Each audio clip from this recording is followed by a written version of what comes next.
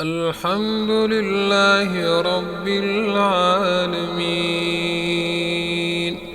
الرحمن الرحيم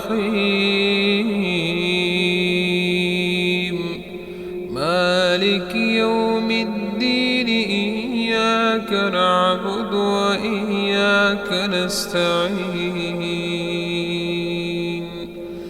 اهدنا الصراط المستقيم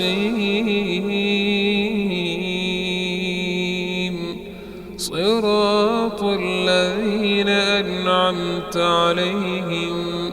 غير المغضوب عليهم ولا الضالين آمين.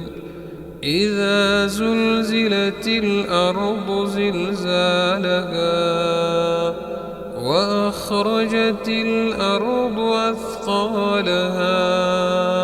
وقال الإنسان ما لها يومئذ تحدث أخبارها بأن